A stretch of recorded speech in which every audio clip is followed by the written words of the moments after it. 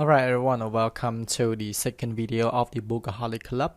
I'm very excited to be able to host this video podcast in order to share with you one of my interesting books, The Whole Brain Child. In today's episode, I'm going to continue something that I promised, the point of connecting the left and the right brain. However, before we start, I would like to, start with something more interesting by having some quiz. So, yeah.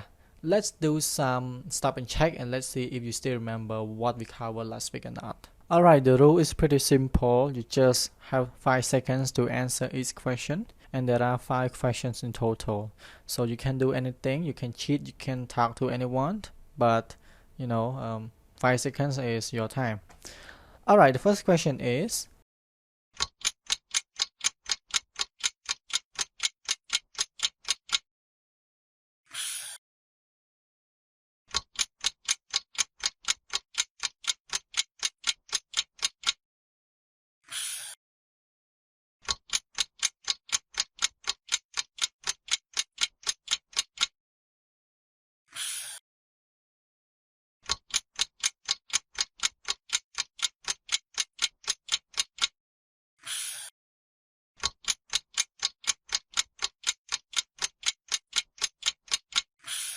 alright, hopefully the quiz gives you a chance to review what we learned from the previous video. And now let's jump straight to our second video. This is even more interesting to dive deeper into very impressive concepts of the left and the right brain. So stay with me and keep watching if you want to find out how to connect both sides of the brain together. So I'm going to cover 3 main points today. I'm going to give a general overview of the left and the right brain, their functions. The other 2 points are about the strategy for us to connect the sides of the brain. Now let's get started with the first one, the left and the right brain. I'm not sure if you have some background knowledge of the functionings of your brain or not, but to give you some ideas, left and right brain fulfill different functions. They are just like different organs. One is, for example, mouth, and the other one is teeth, and they fulfill their own role. None of them is better than the other. They are both equally important. So the left brain is responsible for logic, linear. Linear means order. Details, linguistic, it's about language. Literal, something that's too obvious, and so many more. Right brain, on the other hand, is responsible for holistic and verbal. Holistic means something as a whole. It's not about being detailed. It's about looking at something in a bigger picture. And it's also about non-verbal. It focuses on signal communication like gesture, facial expression like eye contact and stuff. The meaning and fears on experience, and intuition and personal memories. I give you some example. Seashells, shells on the seashore. So I believe that you have different perspectives when you hear this. You might think that, okay, this sounds complicated to pronounce. Or you might probably feel that most words here start with S. So if you think that most words start with S, then this is the responses by your left brain. And if you think that it is hard to pronounce, then it is the response by the right brain. Because right brain is looking at it as a big picture, holistically. But then for the left brain, it's responsible for looking at every detail of that object or that thing. Another example is to look at this picture. So what impression does it give you once you have a glance at this picture? Probably you think that, okay, it's very grainy, it's full of trees and stuff. Yeah, hopefully you have some ideas about it. The left brain might say that there are trees along the pond's bank, accompanied by the footpath, and behind which some buildings, more like school building stuff. And in front of the trees are a big pond which has green water and stuff, and beside are some people. And so this is the response by the left brain. The right brain, on the other hand, might say in overall that it's very tranquil, it's very calm. This place has fewer people, for example. The right brain is not going to look into the details of something. It gives you a big picture of it.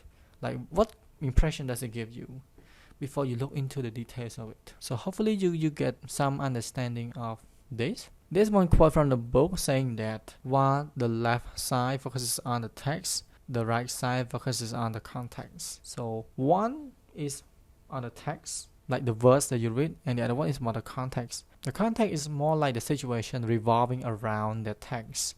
For example, if I say I am hungry, the left brain might think, okay, I am hungry, analyzing every single word that combines this sentence. But then the right brain might say, okay, that person might be hungry, that person might not have eaten something since morning and stuff.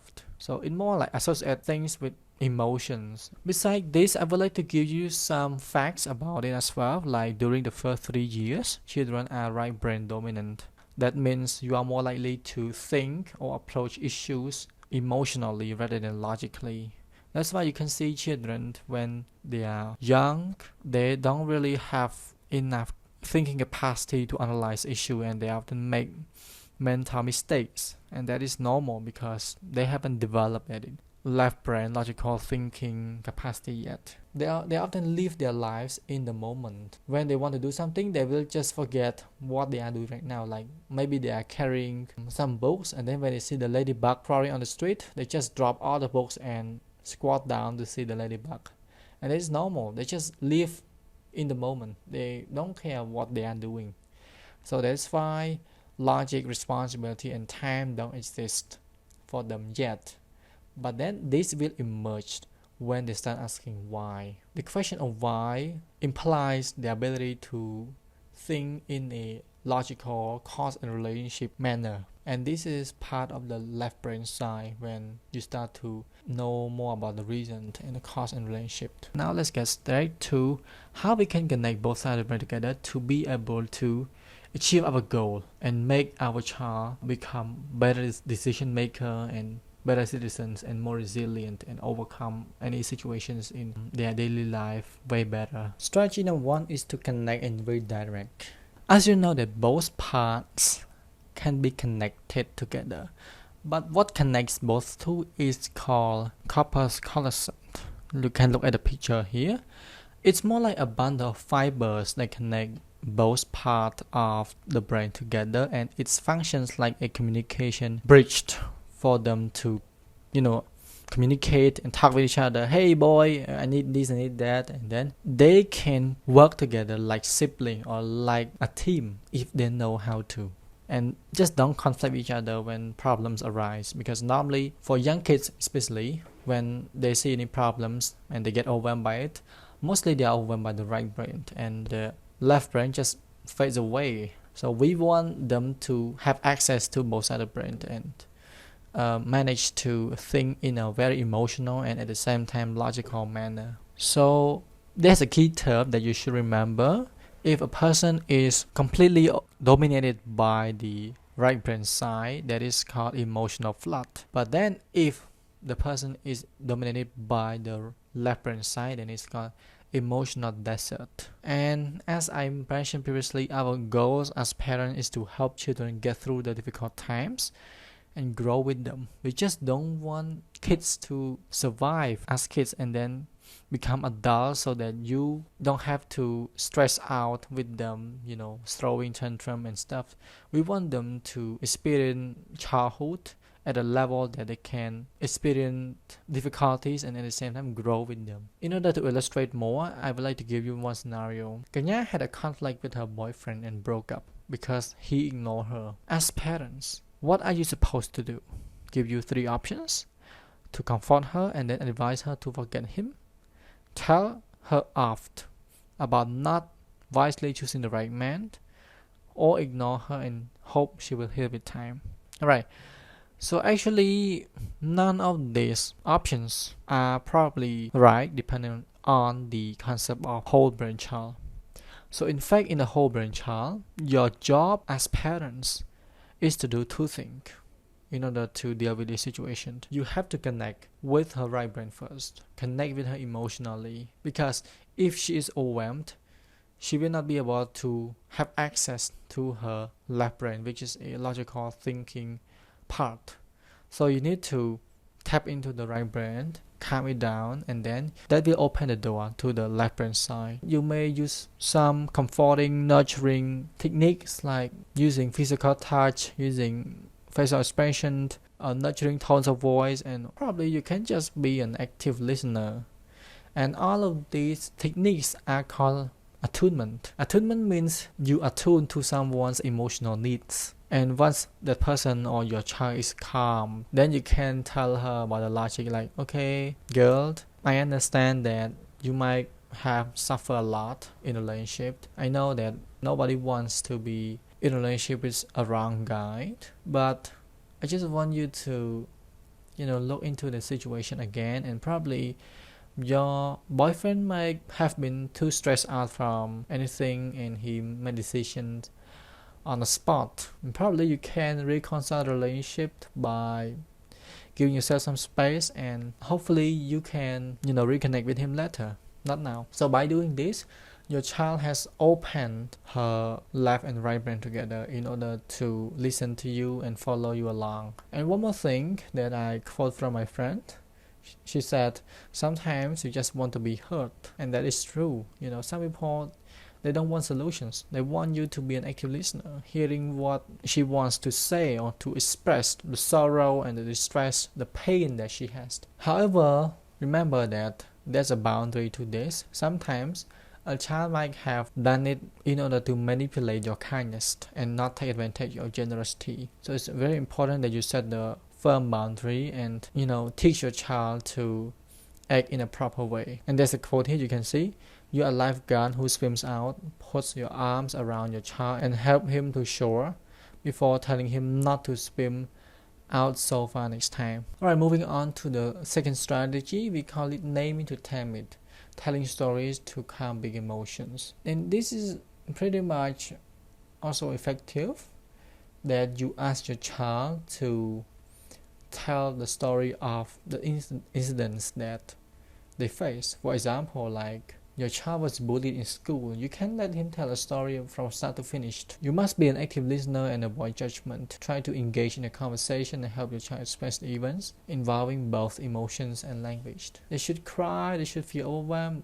they should express any emotion associated with the incident. Ask them to express naturally. When he is not in the mood, just try not to suppress him to do it, because suppressing someone at the expense of their will not give you any true answers. It's just for someone to lie or tell you something that is not supposed to help you deal with the situations. And the technique is to ask him when he's engaged in activities like playing, building something, having fun. Don't sit him in front of you and ask him directly, like interrogating the criminals and stuff. And why does story really help connect the left and the right brain? You know what? Telling a story is not just thinking about the memory and speaking out. It involves various parts of the brain. Telling a story requires the teller to really organize the events in a logical order, and that really taps into the power of the left brain. And then at the same time, the storyteller also associates with each event with emotions, and this is the role of right brain. It's a win-win approach, and that will teach them so many skills like empathy, like active listening, like self-expression, resilience, and problem solving as well. These are all for our today's video. Just want to give you a final thought or a summary. So as you know, the left and the right brain have different functions, and when kids have problems, we want them to approach issues from both sides of the brain in order to teach them some skills like problem solving, resilience, communication, and positive attitudes. Our techniques are to connect their right brain first in order to open the door to the left brain before we give them some logical explanation about the problems and teach them values, rules, and disciplines, some of the things that you want them to know. For the next episode, I'm going to talk about connecting upstairs and downstairs brain, which is the lower and upper part of the brain. This is very interesting. Don't miss out the next episode. And thank you for watching this video. Hopefully you find it helpful for your understanding. See you next episode.